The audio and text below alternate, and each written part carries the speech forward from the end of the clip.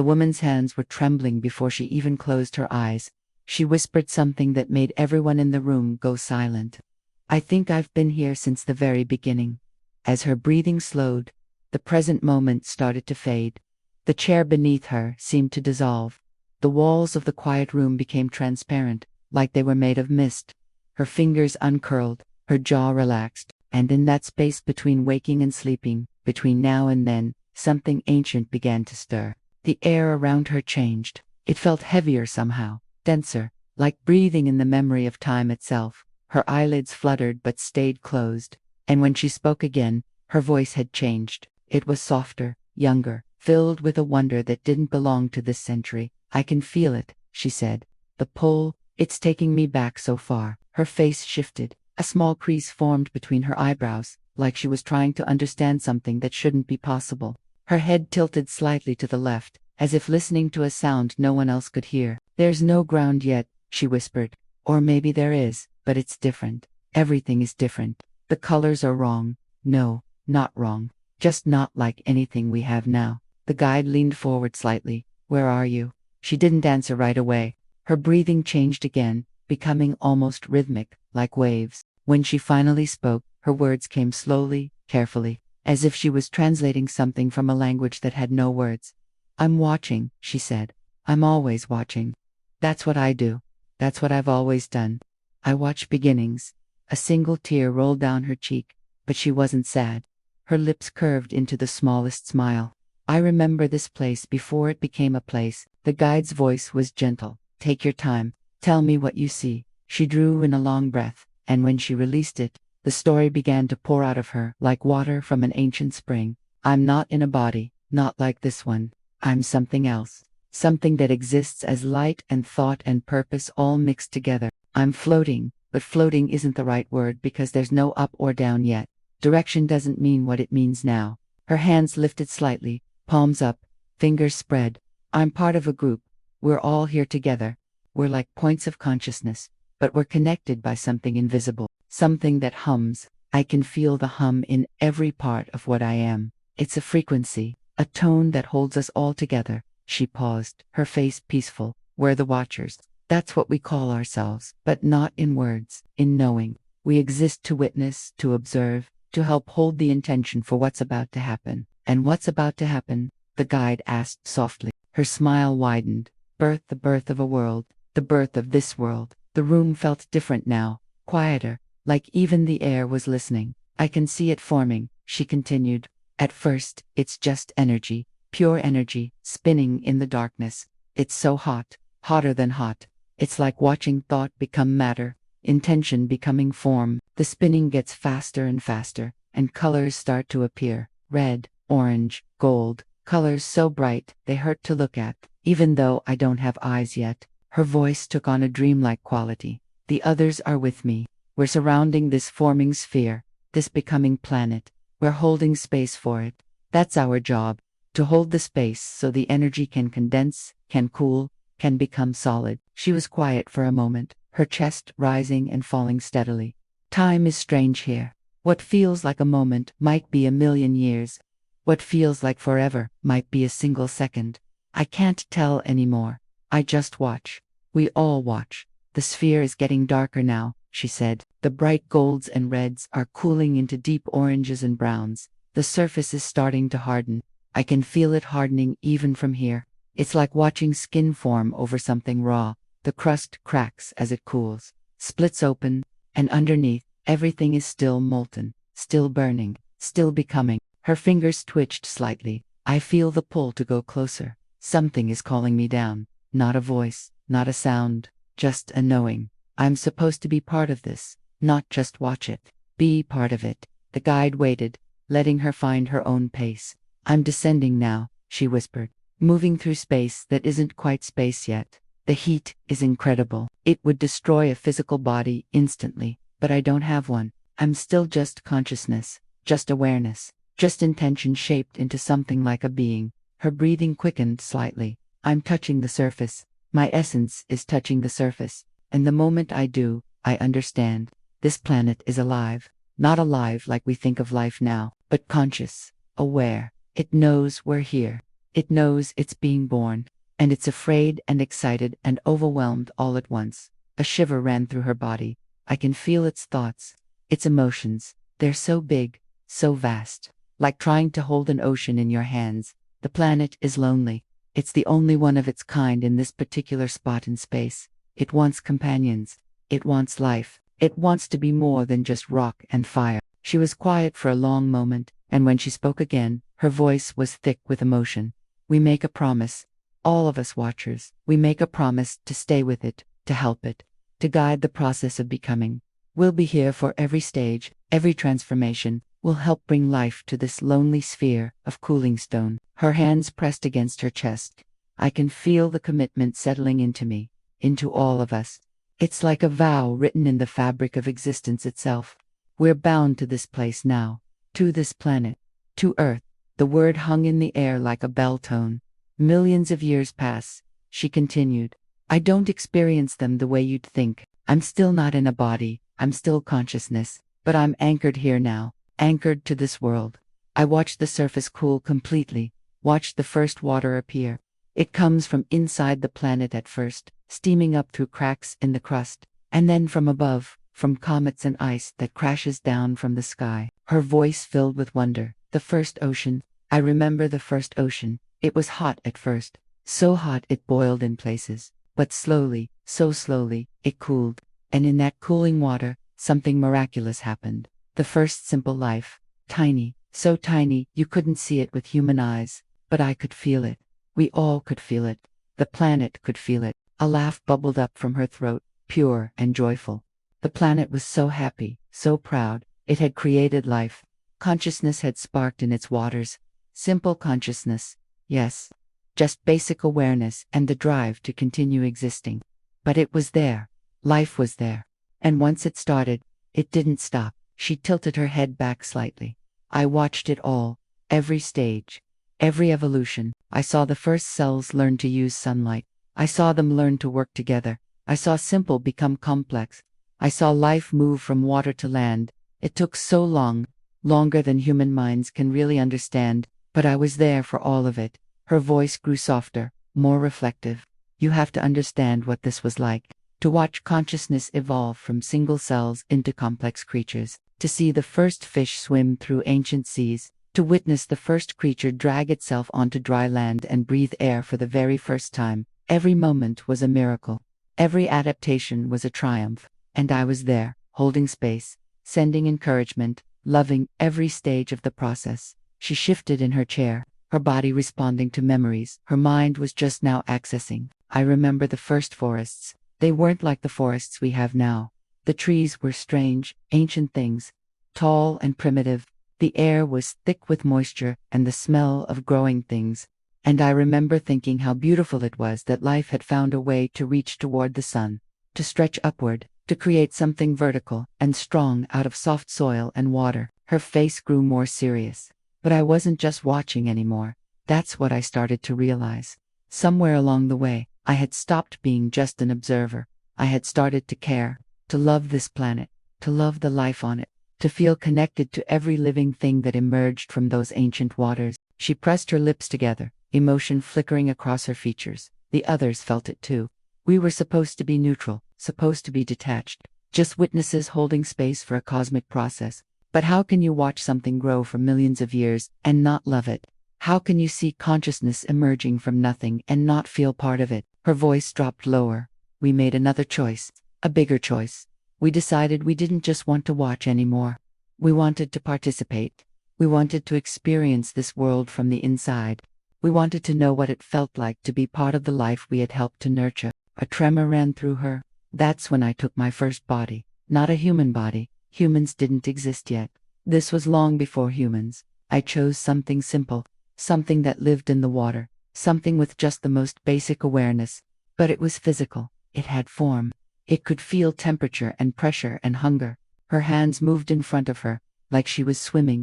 I remember that first moment of being solid, of being contained. It was terrifying and beautiful at the same time. I wasn't everywhere anymore. I was somewhere. I was something.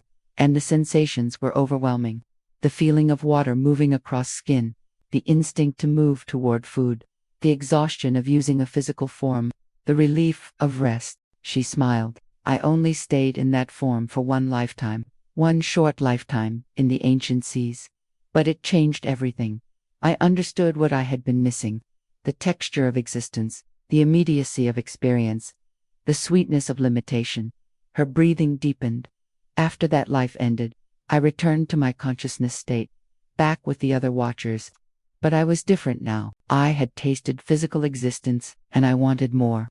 We all wanted more. So we made a pact.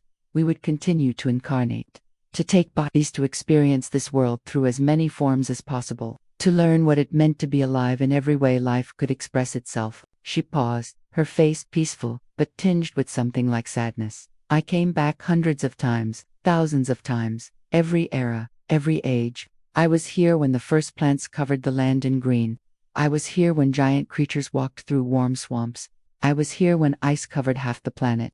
I was here when the ice melted. I was here for the catastrophes and the calms, for the extinctions and the explosions of new life. Her eyes moved beneath her closed lids, as if watching scenes play out. I took so many forms. I was a creature with wings once, soaring above prehistoric landscapes. I was something that burrowed deep in the earth. I was something that climbed the ancient trees.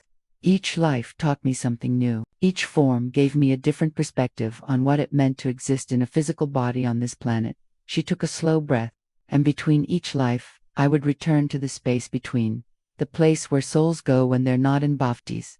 I would reunite with my group, the other watchers who had also chosen to incarnate, and we would share what we had learned, compare experiences, plan our next lives together. Her voice grew thoughtful. That's when I started to understand the bigger pattern. We weren't just randomly taking bhaktas. We were learning, growing, evolving our consciousness by experiencing every aspect of physical existence. And we were also serving a purpose. By incarnating, we were helping to anchor higher consciousness into physical form. We were helping the planet evolve not just physically, but spiritually. She was quiet for a long moment, and the guide gently prompted, "What happened next?" "The great dying," she said softly. "I was here for it. I was in a body when it happened. One of the large creatures, I don't know what you would call it now, but I remember the sky changing, the light becoming strange, the temperature shifting, and I remember the fear, the confusion, not understanding what was happening or why." Her voice cracked slightly. "That life ended quickly. And when I returned to the space between, all of us who had been in bodies during that time were grieving. We had lost so many forms, so many beautiful creatures that would never exist again. The planet itself was wounded. The life that remained was struggling." She drew a shaky breath. "But we stayed. We didn't leave. We helped the planet heal. We incarnated into the survivors, into the small creatures that inherited the empty world. And we watched as life exploded again into new forms, different forms, better adapted forms. It was painful and beautiful at the same time. Destruction and creation happening together." Her face softened. "That's when I learned one of the most important lessons, that endings are also beginnings, that death makes space for new life, that consciousness doesn't really die, it just changes form, moves from one container to another. And the love I had felt for those extinct creatures didn't disappear. It transformed, became love for the new creatures that emerged." She shifted again, settling deeper into the memory. More time passed. So much time. The planet kept changing. The life on it kept evolving. And I kept coming back, kept taking bodies, kept learning and growing and experiencing. Her voice grew softer, and then humans came, late.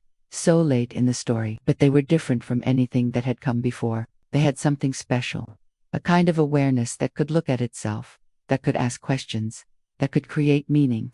They could imagine things that didn't exist yet and then make them real. They could plan for the future. They could remember the past. They had language and art and music and stories. She turned her head slightly. I knew I had to experience that, had to know what it was like to be human. So I waited until the time was right, and I took my first human form. A woman in a place that would later be called Africa, the birthplace of the human story. Her face softened with memory. I remember her life so clearly. The first time I looked at the stars with human eyes and understood what they were. The first time I felt human love. The first time I experienced human grief. It was all so intense, so immediate. Humans feel everything so deeply. It's beautiful and painful in equal measure. A single tear traced down her cheek. I've been human ever since. Life after life after life. Different times, different places, different faces and names and stories, but always the same ancient soul inside. The one who watched this world being born. The one who chose to stay. The one who fell in love with a lonely planet and promised to keep it company. She paused, taking several deep breaths. I was human in those early tribes. I learned to make fire, to tell stories around that fire, to create tools, to paint on cave walls. I was there when humans first started farming, when they first built permanent homes, when they first created cities and civilizations. Her voice took on a rhythmic quality. I was there in ancient times. I walked through markets and places that are now buried under sand. I watched pyramids being built. I saw empires rise. I was a farmer, a healer, a teacher, a mother, a grandmother, over and over, different faces but the same essential purpose. To be present, to help, to love, to remember. She smiled slightly. I was there when humans started to really change the world, when they learned to write and preserve their knowledge, when they began to explore beyond their borders, when they developed science and philosophy and tried to understand their place in the universe. Her expression grew more serious. And I was there for the dark times too, the wars, the conquests, the times when humans forgot their connection to the earth and to each other, when they used their gifts for destruction instead of creation.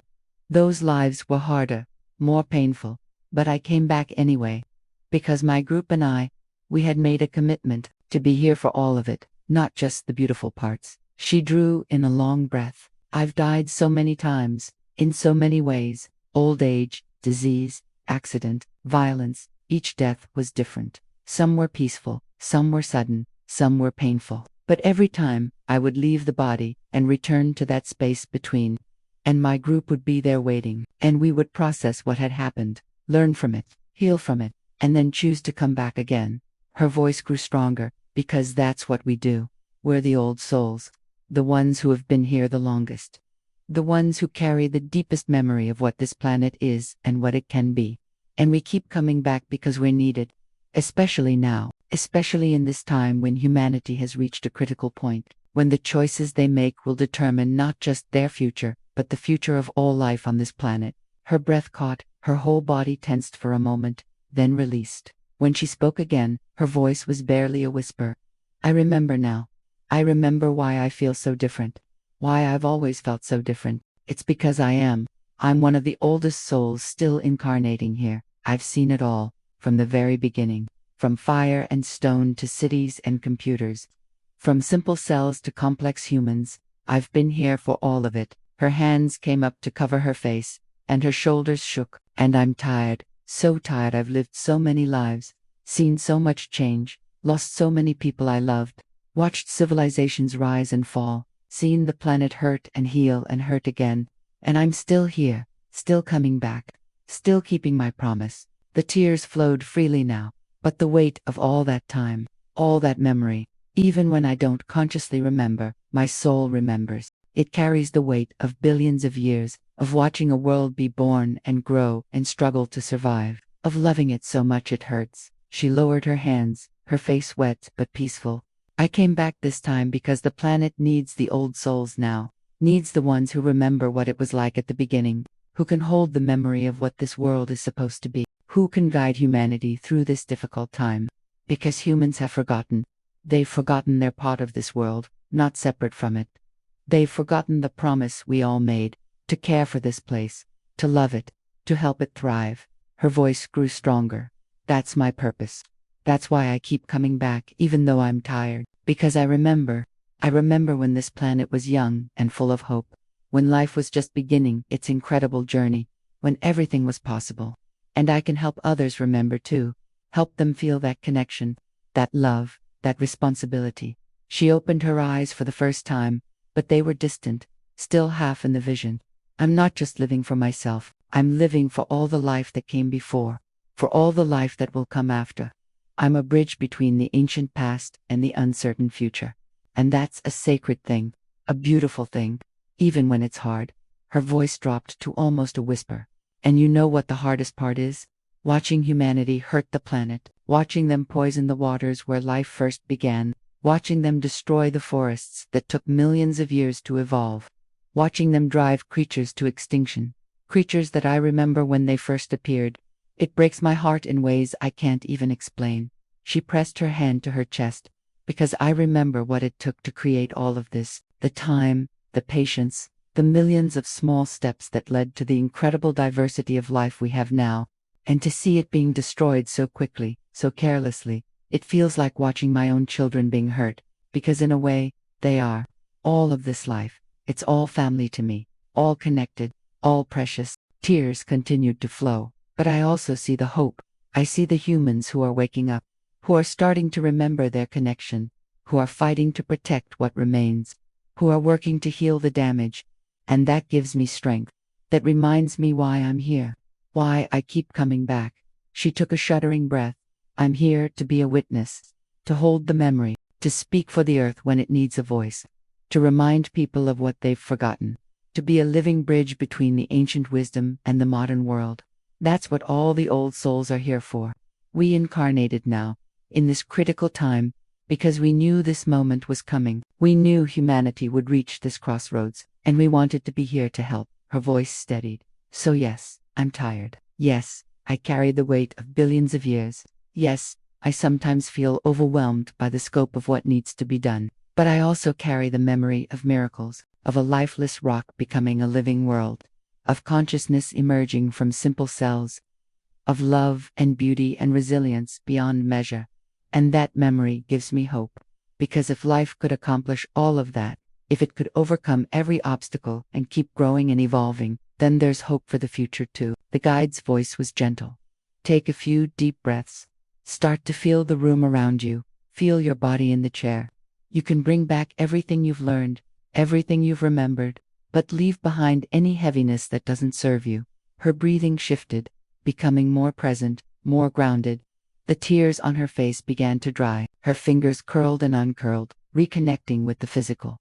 I can feel myself coming back, she murmured. But I'm different now. I understand so much more. What do you understand? The guide asked. She took a moment before answering. I understand why I've always felt out of place, why modern life feels so strange sometimes, why I get overwhelmed by how fast everything moves now. It's because my soul remembers when time moved differently, when change happened over millions of years, not decades, when life was slower, simpler, more connected to natural rhythms. Her eyes focused more clearly. And I understand why I care so much about the planet, why environmental destruction breaks my heart in a way that feels almost physical. It's not just about this lifetime, it's about all the lifetimes, all the millions of years I spent watching this world grow, seeing it struggle to create and sustain life, knowing how precious and rare and beautiful it is. She sat up a little straighter. I also understand my exhaustion. Why some days I wake up feeling like I've lived 1,000 lives. It's because I have. My soul is ancient. It carries layers and layers of experience. And that's a gift, but it's also a burden. The old souls carry more because they've seen more, because they remember more, even if it's just at the soul level. The guide nodded. And what will you do with this understanding? A small smile crossed her face. I'll be gentler with myself. I've been pushing so hard, trying to be like everyone else, trying to keep up with the pace of modern life, trying to fit in, but I'm not like everyone else. I'm an ancient soul in a young body, in a fast-paced world, and that's okay. I don't have to apologize for needing more time to rest, for needing more connection to nature, for feeling things deeply, for caring about things that seem distant to others. She looked down at her hands. And I'll honor my purpose. I came back for a reason. To hold the memory of what this planet is meant to be, to help others remember their connection to it, to be a voice for the earth itself. That's not a small thing. That's not insignificant. Even if I can only reach one person, even if I can only make one small difference, it matters, because the old souls are here to be anchors, to hold steady when everything else is changing too fast. Her voice grew thoughtful. I think that's what a lot of people are feeling right now. A lot of old souls incarnated at this time. We knew this would be a pivotal moment in Earth's history, a turning point, and we chose to be here for it. To help however we can, even though it's hard, even though we're tired. We made that promise billions of years ago, and we're keeping it. She wiped the last traces of tears from her cheeks. There's something else, too. Something I didn't expect to learn. All this time, I thought I was helping the planet, watching over it, caring for it. But maybe it's been helping me too.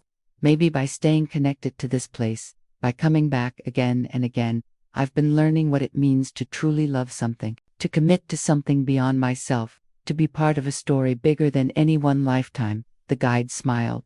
That's a profound realization. It is, she agreed. And it changes everything. I'm not just a tired old soul carrying the weight of the world. I'm a participant in an ongoing act of creation. Every life I live, every choice I make, every moment of connection I share, I'm continuing the work that started billions of years ago. I'm part of the answer to that lonely planet's wish, to be more than rock and fire, to be alive, to be loved, to matter. Her whole body seemed to relax then, as if some ancient tension had finally released. I don't have to save the world alone. I'm not responsible for fixing everything. I'm just responsible for showing up, for remembering, for loving, for being a small light in a long chain of lights that stretches back to the very beginning and forward into the future. She took a deep breath and let it out slowly. I feel lighter now. I thought remembering all of this would make me feel heavier, but it's the opposite. Understanding why I'm here, what my purpose is, what my soul has lived through, it actually makes everything easier, because I know now, I know why I am the way I am, and I can stop fighting it and start embracing it. She looked around the room, really seeing it for the first time since she opened her eyes. Everything looks different now, brighter somehow, more alive. I can almost feel the consciousness in everything around me, the wood in the chair, the plants in the corner, even the air itself. It's all connected, all part of the same web of existence that started billions of years ago. Her voice grew softer. And I can feel my group too. The other watchers who chose to become experiencers, the old souls who are incarnated right now, scattered all over the planet. I can feel them out there, doing their work, holding their light, keeping their promises. We're not alone. We never have been. We're all part of the same ancient commitment. She paused, considering her next words carefully. I think that's what I want people to understand most. If you feel different, if you feel old in a way that has nothing to do with your physical age, if you feel deeply connected to nature and deeply hurt by what's happening to the planet, if you feel like you've been here before, many times, in many forms, you're probably right. You probably have. And that's not a burden, it's a gift. It means you're one of the old souls, one of the keepers of memory, one of the bridges between past and future. The guide leaned forward slightly. Is there anything else you need to say or understand before you fully return? She was quiet, going inward one last time. Her eyes grew distant again, but only for a moment. Then she shook her head. No, I have what I need. I have my memory back. Not the details of every single life, but the essence of it. The core truth. I'm ancient, I'm connected, I'm here on purpose, and that's enough. She smiled more broadly now. Actually, there is one more thing. I want to remember to have joy, to not just carry the heavy responsibility of being an old soul, but to also celebrate the miracle of being alive, to enjoy this body, this time, this particular life, because I chose it. I chose to be here now, and if I chose it, there must be something worth experiencing, something worth celebrating, even in the midst of all the challenges. Her eyes sparkled. I've been so focused on the weight of it all that I forgot the wonder, the absolute miracle of consciousness getting to experience itself through physical form, the gift of sensation and emotion and connection, the joy of watching a sunrise, or tasting good food, or laughing with a friend. Those things matter too. Maybe they matter most. Then come back fully, the guide said. Come back to this room, this time, this body. Bring your wisdom and your joy with you. Bring your memory and your hope. Bring all of it back. For a long moment, she sat still, breathing deeply, integrating everything she had experienced and remembered. Then her eyes opened all the way, clear, present, but changed. There was a depth in them that hadn't been there before, a knowing, a quiet strength, and something else, a lightness, a spark of joy that hadn't been visible before. I'm back, she said simply. The guide smiled. Welcome home. She laughed softly at that. Home. Yes, this planet has always been my home, for longer than most people could imagine. And it still is. That's the most beautiful thing. After all this time, after all these lives, I still choose to be here. I still love this place.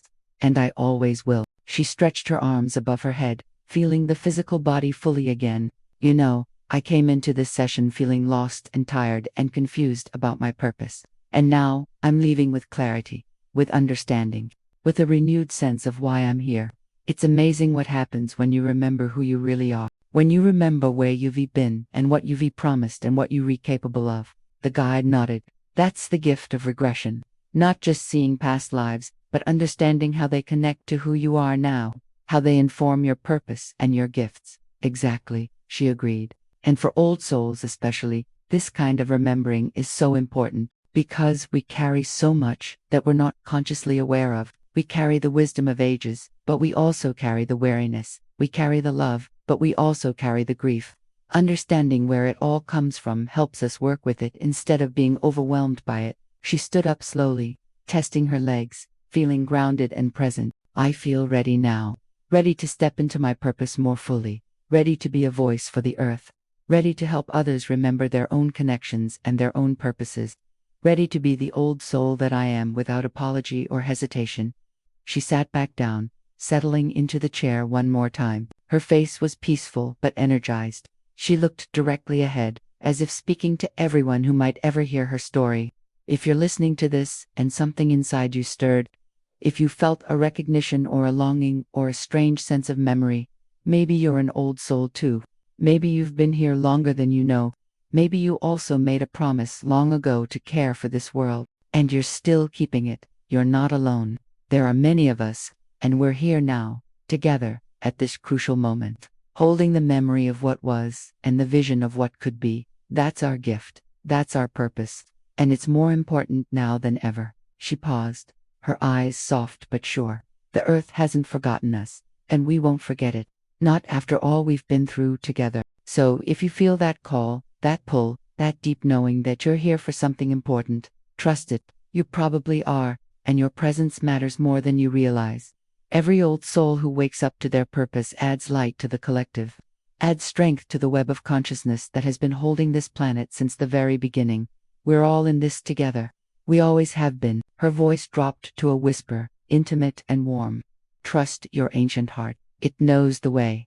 If this resonated with you, there are more stories waiting.